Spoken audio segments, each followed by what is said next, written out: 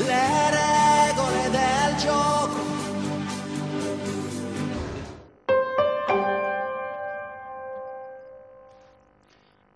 Kwanirizaako nate program emizannyo gy'owano ku Star TV. Salongo George Sibanenya nze ndiwo okuba nti ngikwanjulira mu kiro ky'olunaku olwaleero era bwe ntune nkukulisaayo gy'obadde weekend naddala gwe mu byamizannyo gye watalikidde yonna wano ne wali okulaba nti munnange okwasaganya ekigulira Magala eddiba kw'oteekana ekyokubeera nti ate onyumirwa entertainment yeetaagisa olw'ensonga nti kyekimu ku mbeera n'ensonga lwaki tubeera n'ekyoyinza okuyita sports. Yetugenda okwogerako bingi nnyo ddala naye olw'obudde tujja genda tubibukabuka paka lwe tunaakutuusaako kyonna kye tunaasobola naye nga twagala okwogera ku mpaka ebooli awo tujja kwogerako katono ku mpaka eza Champions League mu kufifi ajja tuwa fixtures ezo kye tunaasembera eyo emabega so nga ate tujja kwogerako ne ku mipiira emitono egimu kujja abaddeyo ku kintu kya English Barclay Premier n'ebyaffe ebyawano okusingira ddala English Uganda Azam Premier League kwoteeka ne beach soccer tujja kwogerako ku results nga bwe zaabadde side yawo bwe tunaba tusobodde oba ennyini byo oba ababirimu banaabasobodde waliwo ekintu kyesinanyoka bulungi bwe tunaba tusobodde oba bw'anaaba asobodde okuba essimu n'ayitamu yenna gwe kikwatako anaatubuulira lwaki oba oli akyo tunaatwemulugunyizaako kituufu naye nga empaka eza basketball we tujjidde wano essaawa zino oyinza okugamba nti speed eyo Falcons ebadde ekyali mu kuzanya n'ettiimu y'abannaffe aba PDF gwe muzannyo gwokka ogubaddeyo baleero munene ddala. Lwaki nguyita munene nti eddakiika ezisigaddeko ku game eno senga gusigala nga bwe guli nga UPDF Beka Kyambadde Manda alumye ejjiiko refali Soja nga kyakulembedde waggulu Falcon eyinza okuba ng'etulabyeko nnyo mu kibinja kino ekya babinywera omwaka ogujja eyinza ozannyira wali mu gwolekera abato n'ebirala bingi bye tujja okuba nga twogerako empaka eza Formula 1 nazo zirabika nga omuwanguzi yategerekese Lewis Hamilton n'ebirala ebyogeddwa ebingiko mu mpaka ezo kw'oteeka n'ekyokubeera nti obaolyawo ne Barclay Premier ku luno upsets zabaddemu bwezityo naye nga sinakola kintu kirala kyonna nja kujjawo game eno yabadde e Mombasa era nga mwana mulenzi ono IM International Masters Emong Elijah yasobola okuba nti yafunye obuwanguzi ku lwa ttiimu Uganda n'asobola okuba nti yatuwangulidde gold medal era nga mu mbeera eyo oyinza okugamba nti mu bakyala Joyce Nyareru yakoze points 54 mu 5 n'ekitundu ku points omusanvu yabadde alina okukola so nga ate Gideon Mtungo yakoze 6 ku 7 Titus Kennedy Musembe ujja olaba bonna bannakenya Noah Muhammad ne Uraro Samesh ne Ryan Goshran kwoteeka ne Dakish Rekesh Ashara naye ng'oyo omwana omulenzi gw'olaba ye Elijah Emojong yasobola okuba nti yakoze points ezamusobozesa okuba nti yawangudde okuwangula kuno nno abadde mu kifo ekisooka olwo batandise okulya ku ssente open section eno event gyoyogerako abazanyi babadde ddala kumpi 43 era mu kino oyinza okugamba Fred Kling owa Uganda points 6 n'ekitundu kwoteeka n'omulala eyasobola okuba nti yazzeeyo eka ne sente ze Kenya emitwalo 5 ezo no sente empitirivu nno ddala bwe oyogedde ku US dollar oba oli mu $5 dollar oli mu 5 so nga ate mu kifo ekyokubiri Geoffrey Mulaga wa Eastland Chess Club naye yasobola okuba nti yawangulidde ku bubonero 6 ku 7 era n'asobola okuba nti yabuuseeyo ne Kenya shillings emitwalo 2 n'ekitundu era walize dollars 125 naye nga ogenda mu rankings Emojong Elijah yasobola okuba nti yabuuseeyo ne rank eyabadde esingira ddala okubeera nti nene okusinziira ku kintu kino kya East Africa era essaawa eno bw'oyogera ku king wa Africa mu Open Championship zino eza chess oyogera kwogera ku omulenzi oyo Elijah Emojong sirinzeka ndine munange Fifi Fiona Pinky Namiro w'Emmamba era nga kye tutandika nakyo bulijjo Fifi kukubuuza ki ekisinza okukwata ombabiro nsiike ebyemizannyo mayine politics mungi nnyo naye abantu wabyamizannyo because emizannyo giri mu politics naye giri mu politics kituufu ekisinza okunkwata leero mu babiro nti omu ku bantu saabalaba nga basamba omupiira but at least byakola era ne byakolako mbirabye nga ku butambi yazaalibwa leero Diego Armando Maradona kibi nnyo nti teyawangula ku Champions League of course mpaka nyingi ezamusumbwa Copa America yazanyira Napoli ne Barcelona yennyini Alist yagezaako ndoza yagula sente mu biseera ebyo yazaala ez'amaanyi Barcelona ajja million 5 Napoli million zali 6 ne ezeyongeramu awo by then yali record transfer then ekirala kirindooza ku tennis w'abakyala kyanumye nnyo Venus okubanga yakoze record omukyala asookedde ddala okutuuka ku WTA final ng'alina emyaka 37 ne Caroline Wozniacki mukwano nnyo gwa Serena Williams waliwo byolaba ng'olaba nti engeri gy'amwogerako Serena waba ayogera ku balala nga ba Victoria Azarenka waba ayogeranga ku ba Agnieszka Radwanska owulira nga bali abayita Vika banne waba ayogera ku Caroline Wozniacki mu Denmark amwogerako mu ngeri ndala actually Serena omuntu gw'atayogera nnyo ku Maria Sharapova era ndowooza yayogera mu biography ye gattako ne interviews ezisemberawo nga yakazaala ng'agamba Sharapova ye muwala ajja mulooka n'atayogera na balala she keeps quiet in fact yalinga ayagala okulaga abantu alabika mususe naye nga tayagala kijjayo naye kyanumye nnyo because n'adde mmanyi nti ke kaseera Venus abadde alina record ennungi ku Caroline yali yamukuba 7 bwerere ng'olitaddamu games 7 zibadde beesanze naye kyewunyisa nti Wozniacki yazze n'amustaninga bagiyita eggalawo season WTA season enda n'aba nga yamukubye Roger Federer yakubye omuyita musajja mu Argentina mu Juan Martín del Potro erinnya alijjukidde then moment yange ndambuza tujja jyogerako mu maaso nayagadde nnyo omupiira gwa Villa ne KCCA I love the game nti tubadde tuludde okulaba ku mipiira omanyi omupiira ne gutuuka nga tomanyi agenda wangula but all of a sudden someone nakola ki nawangula mpira ndozo gwa express nondu parako gwaliwo okwo nti obeera awo nga tomanyi nga musigadde kubonga ekoloza vile ekirina ne babagata omupiira gwabadde mulungi abawagizi b'Masaka babadde balungi wadde still mwabadde mu kubagizira abakubye photo official abavira kyamanyi nti engineer Ben Misaga ne committee yabajja kudiringa nakyo tebe badiringa nakyo no because kisooka waka because bajja babuza of course nti bagamenti twamukubye mukati no the good thing wabanga because ze kugambye bamba nakyo kitegeza ne ku TV ko ekiri awo wali obuzibu Misaga ngana alaba anakolerera kusasulira koti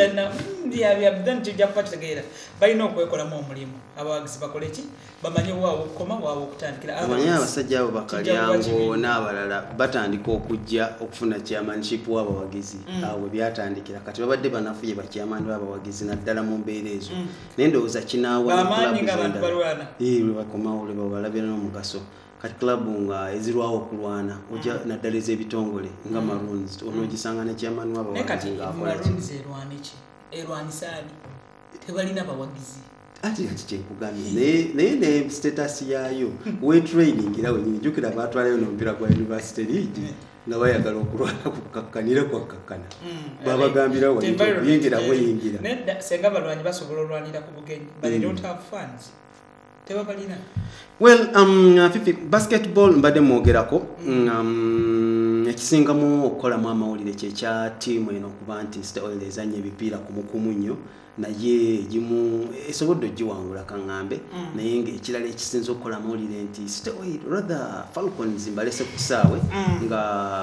tiimu ya UPDF ebakulembedde zibadde 5-39 wembiridde awo ku kisaawe kya YMCA era n'okikolaga nti senga Falcons tewangula mupiira gwa leero bamuzannyo gwa leero mu dakiika entono zendeseeyo tunalaba Falcon gyenyinza okuyita express y'omu basketball ng'eddayoko esisu by the way simanyi naye sisuubira express kubanga eddayo yemu ku tiimu zendowooza nti zikozesa amaanyi mpozi results za weekend eno agatako in fact nga tujja zabadde waliwo results mutuufu ezabadde ennungi eddala bw'otunulira Lioness ng'ekuba Gladiators 5-7 point si basket a point just by a point which means nti free throw eyiza okuba wangu ogasohafu yayo yebange then ne game ya City Oil ne UCU Cannons yabadde enzibu nnyo 67 so naye ng'ebyo byonna byabadde obadde mu ndoza seconds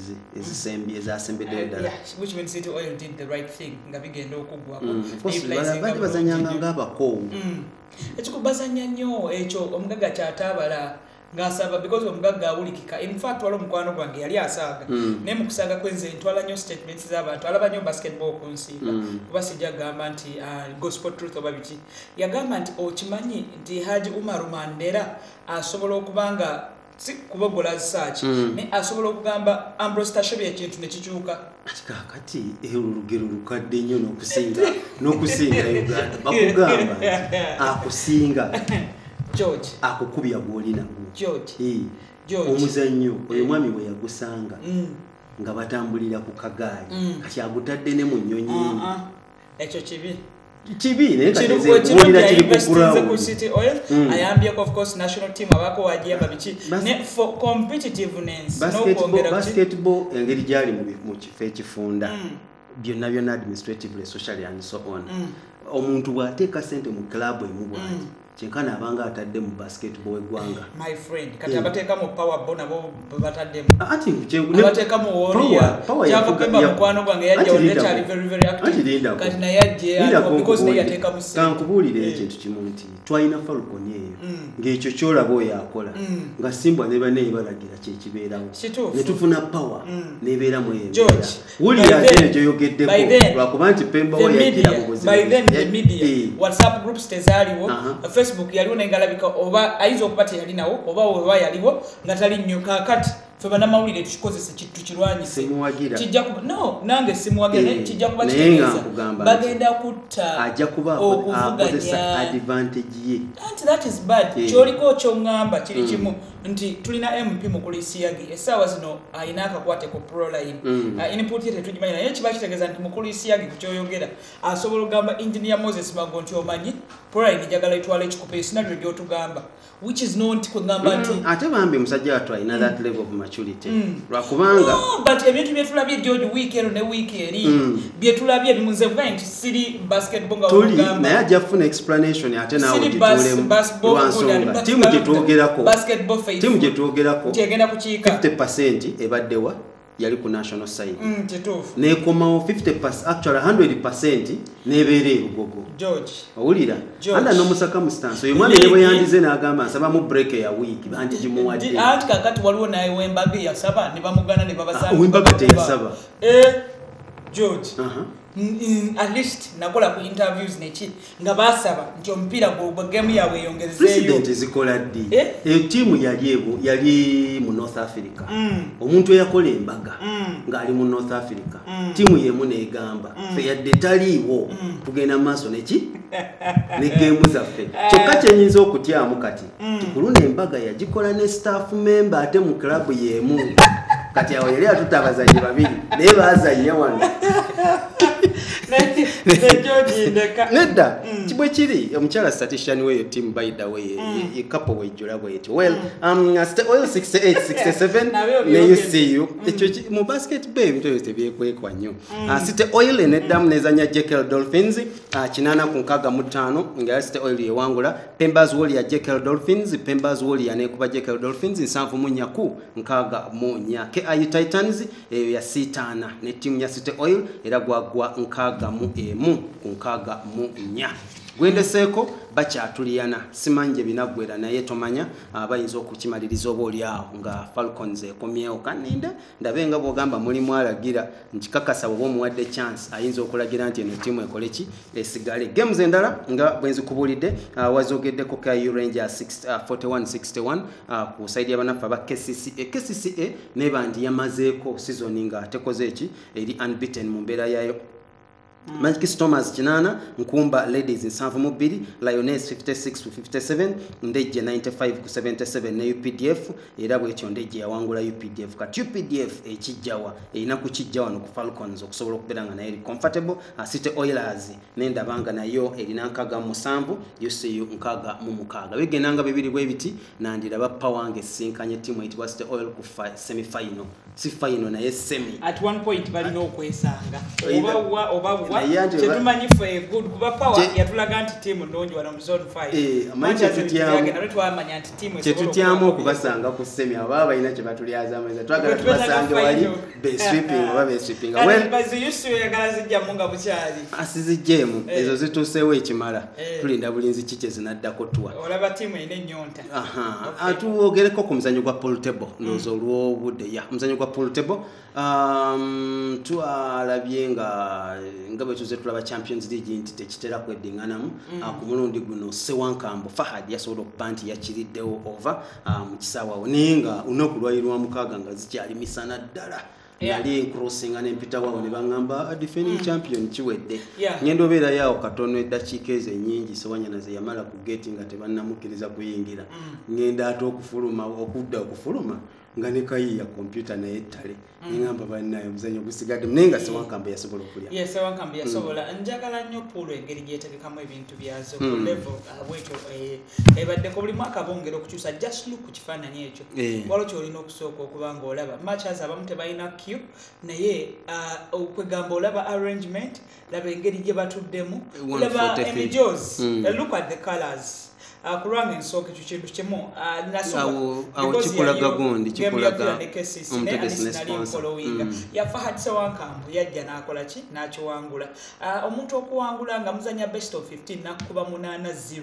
kitegeeza nti aba akusingiddeko ddala kuba at least oba munyaawo oba ofunamu okeeru naye mu pool omuntu bwakuba kitegeeza nti nga n'emipiira egimu abatakuwadde chance Fahad omulabaawo nga mutuufu alaga nti ali focused nnyo mutabani wa Samona oba in terms of era nabako omukulu Kasawuli nga essanyu limususseko ennaku zinayagala nnyo Yesu n'abanga yabaakaawo nga bonna mutuufu naye kikulaga mu butuufu tulaba yes MVP mu mupiira wabeerawo emmotoka biki naye at least kikulaga consistency motoka zi pool table sente ezijja zikolebwa then n'ekirala yabadde akiwangula omulundi ogwokusatu because ndowooza tuli gye yakatwala ena naye yabadde akiwangula omulundi ogwokusatu wadde sinti oguddiringana ogwokubiri yakiwangula mu 214 nga bw'okirabaawo 214 by the way yagiri ebiri badde nno kati yakomyewo ne 217 badde omuwadde 18 oli gwe yamusingako esatu of course by the way asinga alina esatu kati newangudde ebiri naye nga Sula Matovu yeyazenga defending champion bamukuba ettale nga bukyali naye kulwange nebaza bamukulu Mawanda wadde waliwo of course waliwo n'abalala awo bonna waliwo omukulu wa Klein eyo Paul Queen yagenda okubeera e Masaka bakoze kinene nnyo okubanga bateekawo ku mbeera era nga kulwange endowooza tetulina budde bungi nnyo naye nga ekituufu kiri nti tuwebaza omutindo gwe bataddeko Paul of course mulinamu obutitiri obulina okukyuka kuba nagamba wano luli najja nga Hazard Lukoma poliisi yali emukutto olw'ebintuntu naye gye bigwera byagwera ndowooza awo mpolampola ne bamanya nti ebimu birina okuba nga biteekwa mu nteeka Fahad congratulations era nga n'abalala nsaba baddemu amanyi then ndowooza ku saidi y'abakyala nti nabo webanga ku level emu bajja kutuuka ku level y'abaami then nabo babiterewo ebirabo not as such but their cars ez'abakyala Zirawu Moses Pasio and of course kiva mu ntunda ne ba sponsors naye nga omukolo gwabadde munyuvu nnyo nnyo nnyo ebibangiriza ebyo byolabye nadde mbabuuza abantu abali wabweru abatayingira ate ebibangiriza bino baŋŋamba oli bw'aba yasasudde tiketi ye akatebe kaba kakalu paka ekintu lwe kinaggwa tomanya ayinza okujja nga aze kulala last game yokka somehow nembawamu ku credit kuba ekyo kiteekinga oba kyetaagisa omuntu ali quite organized okusobola okulengera ewala mu mbeera eyo okwewala oli okujja okulwanira akatebe olw'okuba alina ticket number ye naye nga commissioner w'ebyenjigiriza ne sports Marek Somara Peter y'omu ku baabaddeyo so nga ate ne mu member of parliament oba honorable Sewanya naye abaddeyo akooteka ne PAU ya Pool Table Association president Bob naye yabaddeyo bulungi nnyo ne ba brand manager ab'ekintu nga bw'okirabye akooteka ne musajja mukulu gw'oyogeddeko Saalongo Samuna Kasawuli naye yasobola okuba nti yabaddeyo naye nga ye Victorino yatwaliddwa omwana mulenzi Sewankambo Fahad alabise nti yafunye ekirabo ky'emmotoka Pool Table Meza Toyota Alteza ne Meza n'obukadde obutaano abasajja bano balirya ddala mu kintu ekigambibwa nti the winner batandikira ku sente nti naye buli mwaka balinnyisa omutindo emmotoka Alteza zezimu ku mmotoka ndowooza ng'oggyeko zi Subaru oba oggyeko mu basobola okuvugira mu two-wheel ng'ogenze mu mmotoka ez'amaanyi of course Alteza yemu ku mmotoka eziri sport mmotoka eziraga nti era kulwanga ensuubira nti that is good. Well, omuzanyo gwa rugby nagwo gwabaddemu n'embeera ewunyisa oba esanyusa era twalabye nga Cobbs Pirates weekend oba ujje tukubya amabega 23-25 Buffaloes ne Athens. Buffaloes ebadde tekubanga ku Athens yabadde yagala okufuna omukisa oguwangula ku ttiimu eno badde balina okukozesa mu kitundu ekyasoose bwe bayonoonye emikisa gyabwe emingi ennyo naye bwetyo aba Athens bwe bazze ne bajozaawo zabadde 3-0 kikulaga nti resistance ne defense yabadde y'amaanyi nnyo. Ku lwakadde eyo si shop results yabadde nga Cobbs ekubwa because abantu badde basuubira nti Athens Cobbs ebiseera ebisinga nga wakiraba nga aba basketball bakikola balina akantu kabalowooza nti UCU ne KCC zandituuse naye oluvannyuma walaba nga ne UCU ku ddakiika ezisembayo negiwa naawe osuubira abategesi bonna aba Uganda Cup bakiyita ekikopo kiri ekitali league ezeekyusa amannya ku lwaba sponsor naye kati kuno nsuubira terina sponsor so it is the Uganda Cup kyenalabye ku rugby tiimu zonna ennya nga bwe zatuuse ku semi-finals tuyinza okuba because of wetuli nga tetusobola publicity ne buli emu erina erinnya erisooka before owulira Cobbs Athens Pirates bw'otunula mu butuufu bwonna olabako naye nga Cobbs kyabadde kibi nnyo balemeddwa okwandolinga game obulungi era okakkana bakubiddwa ne babanga ku luno bagenze kuzanya third place nga bazanya Buffaloes naye nga tugenda kubeera ne game ey'amaanyi ku final but of course Pirates Athens nsuubira nti mpadde ngenda kwogera tesimusa okay banafe aba Pirates ne Athens by all means buli omu gyatipping okubanga ekikola naye nga nsuubira nti Pirates okuba Cobbs yabadde ina obubaka bweweereza nti nammwe nga temweyibaala nina kyensobola okukola ekikopo ekirala ekitambula nekino kyekya Shields final era nejja kubaamu walukuba ne Rams okusobola okuba nti nabo bakomekereza ekintu kyabwe naye nga rugby yadde munyuvu nnyo mu mbeera eyo ogwobadde osuubira okuwangula okuba teyawangudde naye nga bwe nkikugambyeko nti abasajja ba Buffaloes badde bafunye essanyu oba omukisa okulya ku mpanga. Njagala tugendeko mu muzannyo guno ogwa big soccer football sokene football oba big soccer nandyagadde okwogerako ku results za big soccer nga tetunagenda nnyo mu football kuba ye football wa Uganda mumanyi muwanvu gye binaggwera nga tubuuziza n'ekibuuzo baddala express egenda kubanga efuna omutendesi omupya eyo naye tsoke tukirindeko big soccer results zisomako obusomi KJT ladies mukaaga Entebbe ladies 0 Ajax Queens 3 Katuso community 0 Alphonse Golden 3 KJT 1 songa ate Ajax Queens 2 Talented 0 Mobs ne Nakawa 3 Mobs ne Nkumba University 3 asonga ate banafa aba YMCA ne Mengo Hospital 5-3 nga YMCA yawangula ate YMCA bwe yakwataganye ne Talented gwawedde nyabbirira YMCA yawangudde songa ate MS Sun Lions ne Stormers Koteka Lawrence University ne banafa aba Mengo Hospital ogwo nagwo tulabika tegwazanyiddwa. KJT Entebbe yakubye KJT yakubye Entebbe ladies 6-0 Ajax 3-0 ngekubaka Tuso nga bwenvu kyogera kaawo ate ne banafa ba Talented ladies bakubidwa Ajax. Games zino zabadde well kyansanyusiza amabega kaawo nti ntandise okulaba ligi abakazi ng'etambula alongside this ayamboza ekisingamu obukulu nti goal okwongola kubanga nga zisingako ku mabega kaawo naye nga Ajax Queens mu bakyala girabyeko mu ttiimu y'abakyala yennyini ey'omupiira guno ogutali gwa musenyu nga ye ttiimu actually esinga okubeera vibrant kuba Joel Muita Shafik Mutebi manager Kayemba babanga mutuufu be baliko bafubye okulaba nga bagitunda manyi omupiira gw'abakyala bimu ku bintu byolina okuguza omuntu nga n'atakkiririzaawo because abuuza Uganda kina kibingi nnyo ebiriko naye njebaza nnyo era mmanyi nti big soccer team erina okuba nga erina akakwate kweri nga ndowooza n'entandikwa yabibayira wesimbi because goal 5 mu mipiira ebiri basooka kuba 3 then ne bakuba 2 ku lwange n'ekirala nti timu z'osomye ndowooza ozirabye wadde ozimu ozizeemu mipiira ebiri on the same weekend waliwo kikirina okulaga nti abantu batandise okwembracinga abakyala mu all angles ne big soccer nga nsuubira nti kijja kukuyambako batone abadde mutabaazi okubanga bongera okuza omuzannyo oguli. Okay, tasobodde kuba nti afunika yadde agambye ayinza okutuyitiramu naye wanagira wonna tujjamu wa chance atunyonyoleko ku bakyala oba oliawo ne lwaki ttiimu zizanya game esokka mu emu ku lunaku lwe lumu naye nkimanyi ebwa bisaawe n'ekirala kyanaatubuulira. Fifi, tugendako mu muzannyo gw'omupiira ogw'ebigere wano waffe e Uganda. Fixture nga bojjo oliawo gituwana results naye ndoza tutandike n'ogwabadde Masaka nadde wakubuuza kibuuzo naye wayanguye n'okitta nti ku luno Viranga ezanya n'ettiimu yonna tetwalabyewo kintu kyonna kiyinza kuba nti kyetaagisa amaanyi ga poliisi amangi police baji deployinze bulungi evidence obide kyasoose okukolako obulungi naye engineer Ben Misaga namulinako Thursday ku staff farm n'agamba nti ye nga yalina amaaso abiri. Police of course we baleeta police nga yenkanankana n'abantu abali mu kisaawe kiba kitegeeza nti nabo kati ssente z'omu kisaawe baba tebagenda kukola then n'ekirala kijja kuba kitegeeza nti buli muntu ng'alina amukuumi baleeta ennamba esobola okumanaginga mu butuufu police yo yabaddewo eri paramount naye era n'omuwagizi ono yakoze bino ebintu bino kwegamba because ekisaawe kiri under bakirefurbishing bakitereeza bakiyagala balina bingi baagala okukolako because ndowooza yali prime minister yaliani omanyi sakola history ku level ya waggulu nali nkola yo sciences naye Sir Andrew Cohen kuba yo kubagula w'ekisaawe ekyo myaka gyaddamu uko ffenna tujjukira Sir Andrew Cohen twamusomako ddi gyadda nnyo so baagala okubanga bakitereezo kibusobola okuhosting games nyingi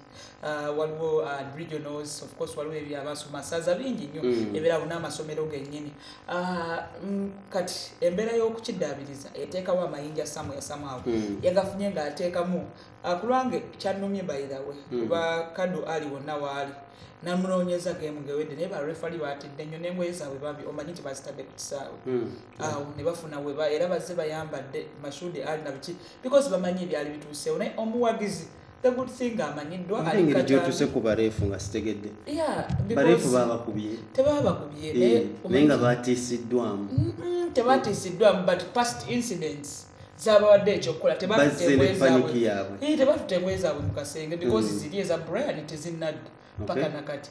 so baba ate n'ekirala barefari simanyi federation ng'eyita mu bukiiko obwasesinga barefari webebonereza barefu tetubuulira olina okubanga gole mulabyeko story naye omanyi nti barefu basababonereza naye omanyi refu eyagaba goolo ya sowana ku masafu abantu out of okubuuza okwagala ennyo okumanya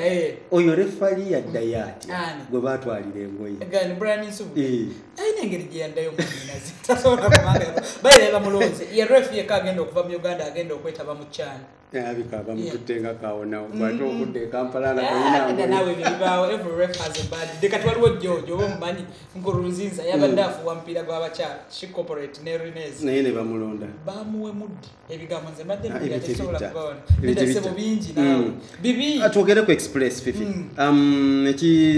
ndabe mbadde nsomako mpira gwa villa ne kesisi tukumaze tetunaba lwaki express nino kuumuzaamu kitegedde konti abagizi express bategeka butagenda kulaba mupiira manyi waliwo abagizi ba Uganda kyemba saasira ku buli lwotegeka obutalaba mupiira kyensonga laki nakyogedde mu puulu soka ogule tiketi ozimale katale akuba ebisayo byaffe biri erasi ne bwozigula naye ze nambolo osobola ozigula n'ozimalako awo manya revenue ebalya ebe batandiseeko bulungi nnyo so simanyi kyokyogerako naye nga bagamba nti buzibu timu yawe eganye okwogera n'okukyusa coach n'okukyusa coach simanyi naye nakiwala bayira n'akaseera akazibu nabegako awo alina gye yabadde ng'asakira express omuvujjirizi yateekawo ku bukwakulizo express ekola bubi I think yabadde alinaku n'emingibwa weekend eno ejja kulomukaaga ne Sunday naye simanyi oba mu mbeera eyo kuba ezimu ku statements ezaaliyo erina okubeera mu bifo ebisooka ebitaano ne right now yeeyokuna okuva wansi asimanyi honorable bwagenda kikola naye bakimanyi nti asitudde time bomb kuba express eyo giraba ekimu ku kisinga olwanyisa abawagizi baabwe normally tibaba balefu babi normally balwana out of frustration lwansonga nti Bright Stars egenda kujja Bright Stars ejja kujja bakuba akagoolo tulabyako Arsenal babadde ne AGM week ewedde n'ebigambo babadde babuuza waliwo chairman wabwe ye Kroek then Stan Kroenke Ivan Gazidis ebintu babadde bakikulaga nti express team ena abagizi abaagala they are passionate balina okubanga bamanya ku nsonga emu oba endala naye ekintu kiri kimu kiki ekitegeeza okuba omuwagizi omanyi bibiri supporter and fan kiki ekitegeeza okuba omuwagizi jangu ofune placards olaga obunyiivu bwo but when you've given the club something because ebimwe biyinza okubanga byebizibu ebivamu performance ziyinza okubanga sente I'm just thinking kuba siina kyamaanyi bw'obanga kitegeeza nti you're piling on problems omuwagizi yenna George gyali wa express katapula ku Star TV ogwo okuboycotting omupiira kyekigenda okuba express results anti kakati ye mu kifo ky'okuwanika ekipande kitutajja kusoma jjukira express ekisawe kyawe kankujjukize kino oba okyerabye bwe mutula eno mu kirasha ne mumala muwanika muti opposite ye eri teryasoma nedda George cameras zajja cameras sitteeka nti guno gyeguli ku TV ogudda sirya TV George social media is everywhere. You can make express enough pages, finance pages and what. That is very easy. Kugamba chimala. Chimala. Get to black. Which I think is wrong. Because sengo badde mu tebeno bamweya badde omuleka. Because when mama sengo badde no authority. Ebigendo bya natural biri bitya. Omanyi nakyo kirala. When natural was coming to power, omulangira nakibinge ya mutumachi. Ba mutumachi kopo. Because natural abadde yakasetolinga sugundi ebizibu badde bisungula express contracts era wasanga nga abasambi abamu tabasayinize because within her means yaita sobola natural yakavirwako lule alese bamweyana mu mbeera nti bamwetaaga yakafuna CEO bagenda badde ekitegeeza nti naye mukazi wattu waliwo ebingi ebimusukkako Fifi embeera egyo eringa kwewala looni like a minister n'ensonga lwaki obuli awo teyalekulira agenda akakalabe gye negyafuufa ng'alina byasooka okwagala okukola kyokumala. The thing is ndaba omukyalo because I'm a lady amaaso gabayiswamu naye ndaba omukyalo ono ng'alina fix gy'alimu ekisooka simanyi bugazi bwenkanawo nakirawo bwe yajja nabo mu mupiira omanyi nekyo nakyo kirala hadyuse kuba mu mupiira mulimu financial muscle because express tugirabye yemu ku tiimu ezitrogo billionaires George tuve mu bintu ebyokwogera in Uganda. Let's go to actions. People lie. No nakiwulira balina ne Brian White agenda ku buli mupiira yagamba mbu ayagala bagulira bus naye ng'alabye honorable n'obuuza bikwatagana bitya honorable oba tomulabye if you want to buy the bus buy it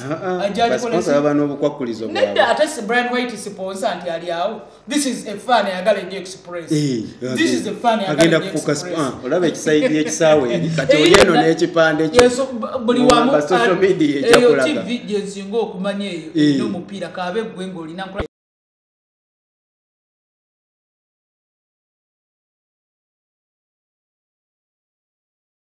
tebakwatagana makati malala badufena tukimanyi baba kwasa season yemu basi bachuba minister wagira bako they had cream de la cream once wa Manuel Pellegrini baga n'okutegeera bamalafuna season ndane bakolaki ne batwala ekikopo yafunye era amaze kutya mukati eno season ndane kugamba nti express yewola looni kusasula looni kati ebyo n'ebizibu ebigirimu performance yabwe egenda kubambi baleme kubaako ebakiika ebimu ku byajja Saddam Juma kusamba ku Champions League kati abajja kufunayo abazanyi babiri basatu bagambe kambuke ngendeko nange nsambeko emipiira gyakayita mu champions tugenda mu gwa munana of course Champions League wali Saddam Juma yali mu express after mpira mu nsanvu ne Saddam Juma ali mu KCC ani yali omulungi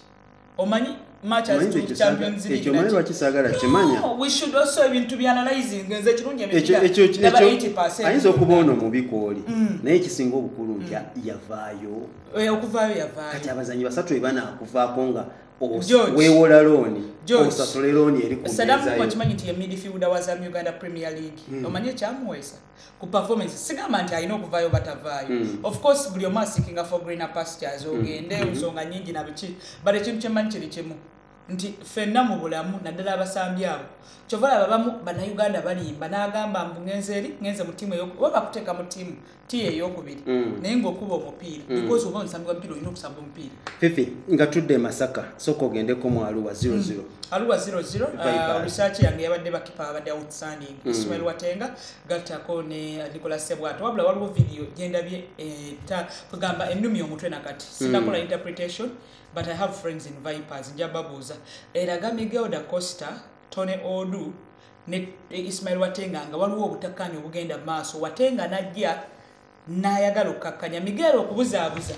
n'akwata bw'ati nga wona obugiriza n'amukwata bw'ati naye nga ekisooka lwali luvuuvuumu nti waliwo ebizibu ebimu but arguably ku bubaka bwe twafuna nti Tony Odu avudde mu game kuba yatandika ng'ali injured but clip eyo manyi tenafuuka viral nnyo naye at least ngirabyeko ku social media ate abantu tebali nti babagize bugizi babafekinze ne babateekako that could be Vipers mu point ezirina okuba omwenda efunyeeko bbiri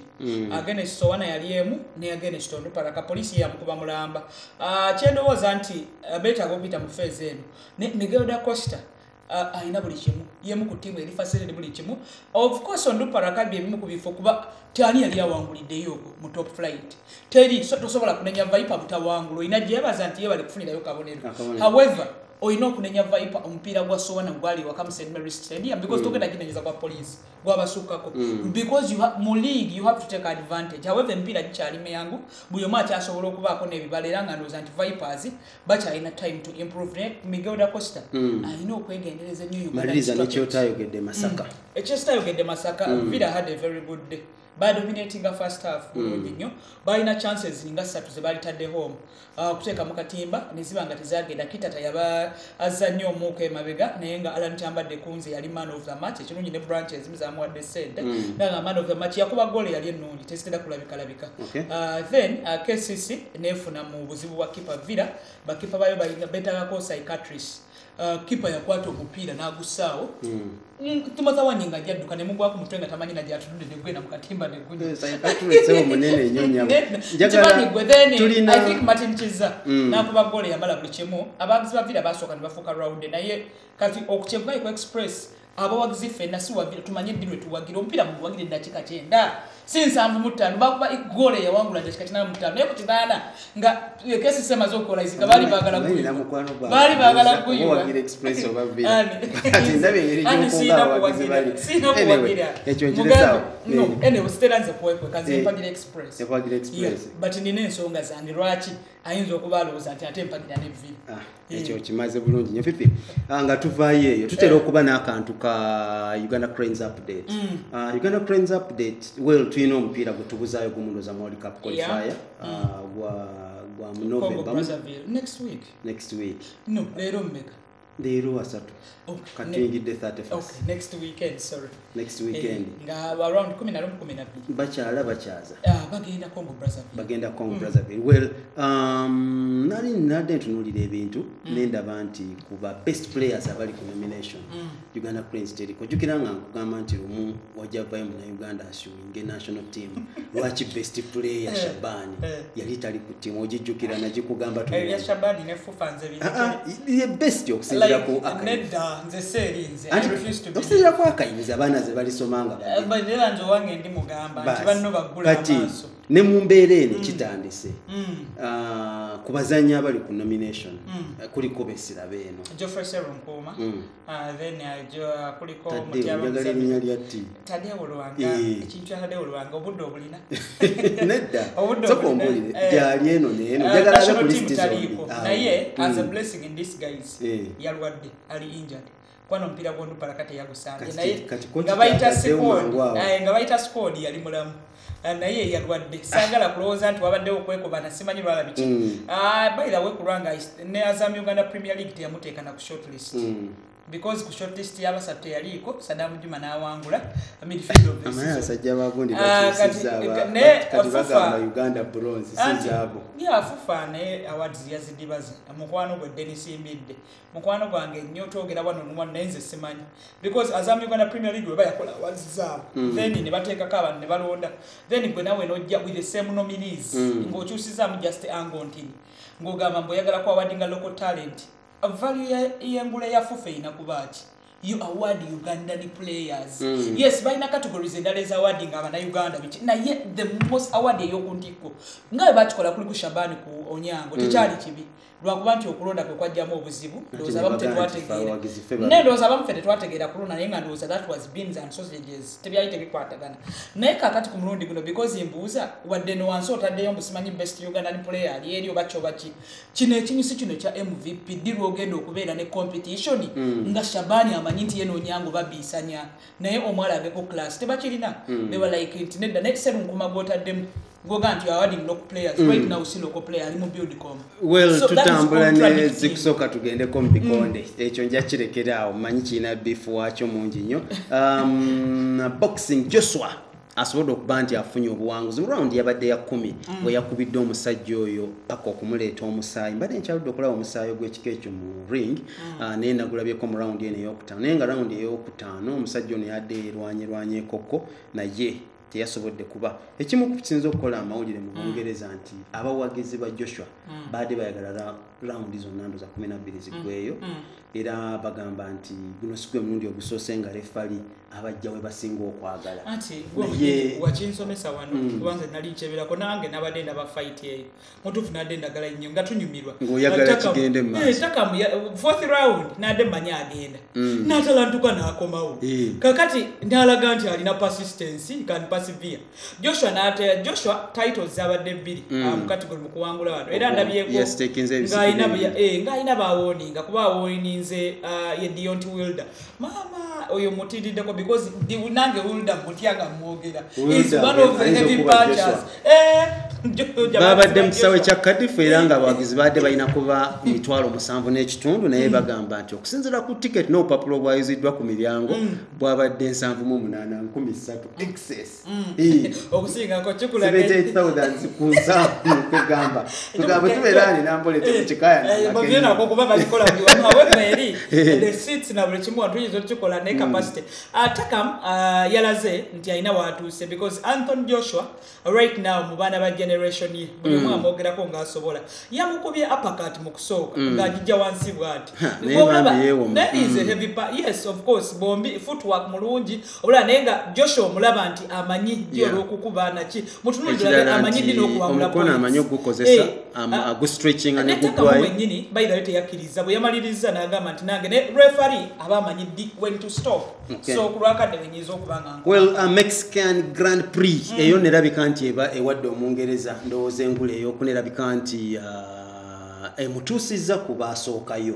kati naye afuuse agenze ku page yabo of course basagala nagiyita olofenaye ku level ye olofemu yayingirayo dda bamuwadda order of the British Empire balina Mungera ndowooza balinaawo we bayogera Mungereza Abangereza be batunda okutunda amawulire naye Lewis Hamilton we bakubanga yalina otunda his celebo Hamilton atundika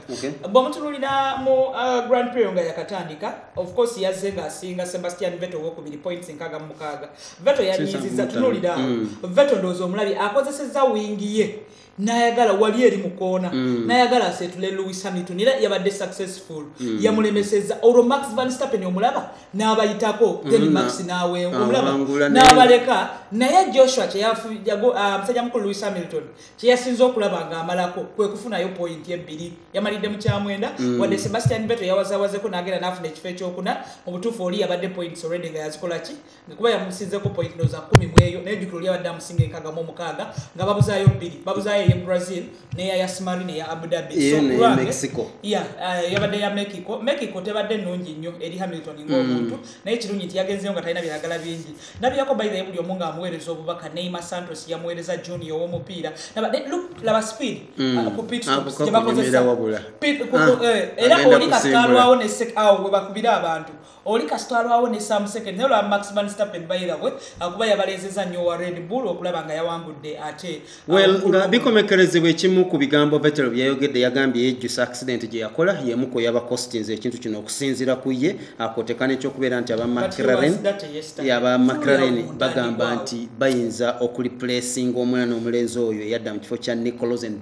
Rosenberg bagamba yabasuulako obusuuzi ekigambo nti ndekulidde ne bayisibwa si bulungi Fernando Alonso naye agamba nti ajja kudda mu McLaren yadde nga teyawangulirayo biryawo by'amaanyi naye agamba nti ekimu ku byamulemesa ye motoka gye baali beesibyeko yali erina oluganda ku Honda Amsterdam ekyo ekimu ku bibuga ebirala ebigenda okuba n'empaka zino omwaka ogujja singa tewataabeewo kikyuseeko bagamba nti ekibuga Amsterdam kyanyumirangamu nnyo empaka zino naddala mu myaka egyo egyewalako eyo nkaŋŋambe 7-8 naye ku mulundi guno bagamba nti bandikizza ku kintu kino nabwatyo omwana omulenzi oyo Bestrat nga mwogeddeko y'omu ku bato abakyali nnyo Ronaldo twali tuli wano nnaku 7 mabega n'afuna obuwanguzi buno ngenze nsoma empapula ez'enjawulo abamu bagamba nti Ronaldo yawangudde ekirabo kyekyo World Football of the Year wale bagamba Ronaldo yawangudde Messi gwe kikyolowooza I think yawangudde basambi banne omwaka gwamugendera bulungi mu basambi banne mwe muli Messi yalina omwaka omulungi actually Ronaldo bw'oba ogobeera sequence ye tatera kuwangula gumu era engeri because wakimanyi nti Messi yalina balando 3 nga Ronaldo alina emu yafuna 28 naye akasajja match azikayinza obutatuuka mu abantu kye balowooza Messi kyali but kye ngamba bannayuganda tuli lake abamu okubanga bavuuka wano tubalabi babisanyiza babadde ku lwakuba nti nfunyemu okutya nti match as Ronaldo kino naye balanda ayinza ogitwala easily naye ayinza obutacontendinga next year because form mbi tiimu gyalimu bafu mpozi Champions League mwalina ku magolo ng'omu ku ba top scorers era alina okubanga akola bingi nnyo mu kuwangula si yeye kanabala bawangula kubanze Andres Iniesta okuba ku tiimu y'omwaka kulwange nali ndowooza nti baali bazanya it was so funny then but Ronaldo byakola buli omu abimanyi okuyambako mu Champions League bagenda mu group staging awuzivamu ng'alina just goal bbiri okumaliriza nga asinze Messi goal emu really n'okutwala La Liga believe me he's a phenomenon. Olwobudde senga tukozesa robot zinaatera okuba oluyimba naye waliwo gye tutayinza kulekayo under 17 Bungereza efuna obuwanguzi ng'ate yakamala ofuna erindoza yali under 20 ntera nnyo okugamba nti ensi ezitwala ebikopo bya wansi bino normally zifuna nnyo omukisa ku bikopo ebinene Bungereza babadde abantu bagizalawa nnyo kakwesa olulimi lwetutegeera ffenna but I think bategedde balina obuzibu okuviira ddala kwatwala FA yabwe kuba mulimu ku bintu by'okusosola ebintu by'okukabasanya kyekigambo ekituufu omuwala we yaleeta ebizibu banganya okwogera story but I think basics ezimu bazigenzeeko ne under 21 abasingamu bonna under 21 batuuka ne ku fayinu ne babakubirako anti kyeŋŋamba nti bw'osinze ekino ekikupo kye baakatwala okundoza bakijja mu USA abasinga ku kyaba kizanya ba naturalized citizen nizo sanganga actually nalabanga Bungereza efuuse nga France gye twalaba yabenga bonna baddugavu abasinga 7 bakibanga mu bulamu ekintu ekimu bwe kigana n'ozuula nti waliwo ekisobola okujja ku muliro bwembanga ntegedde nti okwawusosinga omuntu wano yagenda okukuza sheno akulanga ensuubira nti ekisooka nga olaba baserena bawangulidde ebirabonaye omusaayi balina n'olaba mofara gitunuulire bonna abo mofara musajja Mungereza no but we know naye nga kyekikola era buli omu tagenda kukimujjako because yayita mu mbeera entuufu ofuukayo so Bungereza bwe banga yengeri yokka ejja bafunisa kye balina wansi wa Sir Alf Ramsey 6 nga batwala World Cup why not well Fifi Ronaldo ate ku club level teyakoze bulungi kiri awo bwe tunalaba ku mipiira egyo naye obudde tetukyalina Bungereza Arsenal yafunye ne babi Arsenal yavudde mabega okuba Swansea Manchester United Marshall yavudde katebo wangula Chelsea dakika zabadde nyingi ne Eden Hazard yabajje ku mugwa Man City katono West Brom ebenge ekoma Man City ya ne wangula so Liverpool second half performance yakubye 3 first half gawedde 0-0 no batira second half ono si yakamala okuba United Liverpool is a funny team tetegereke Stoke City yafunye obuwanguzi Arsenal Gambia yabufunye Chelsea nayo yajja obuwanguzi ku yalumye n'obwengulo osobola okuba nti akola ki agujjayo tetuyinza kubanga tusukka wano kyengendo balekera oba oli awo gy'emipiira gya Europe egyo kanjirekereba edimwesa banakeera wano Champions League kotekane results za league endala naye njagala yogere ku gwa Real Madrid edimwesa mutomeddeko Real Madrid ne Tottenham Real Madrid tezanya bulungi bajja mu Wembley awusubira nti ekisooka kuno Tottenham ina abantu mitwalo mwenda because bana betuza munana ekirala kiri kimu Hurricane simanyi naye ayinza okutala mu game eyo temanyi ku Madrid the rise to the occasion Ronaldo once in the while solo ping and ate game ya Madrid ya last week ya jebaba kubye Girona yabakubi babadde babi batabani bazidane babi namba 2 kava ya lono bwe yalwalo mvuga bwe yazanyisizo ba yakim yazanye bubi nyo bazanye bubi Ronaldo nayenga mubi Benzema atenga yemu well tetugenda sukawo wano njagala kubebaza edimwese bakutumidde edimwese ngutumidde mwaka ensusu naluna kuno well assalamu alaykum aluna joli yonna ali mu lugendo lw'ennebi kyendoza nti katyobo lyawo amachaga namusanga wano ate kusambu bamita theory omutomu vubuka kati awo njirese akumi atakumira mpera kulaba nange wona batbadde nabo nakolwa leero Ronnie zikusooka sinza mwerabira yabadde okulaba nti sound ekifaananyi koteekana ebirala byonna bitambula barabara musule bulungi tova ku Star TV.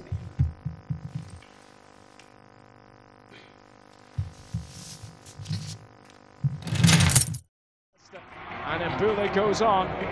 all on his own, brilliantly done, Mbula! It is one of the goals of the tournament so far, all his own work,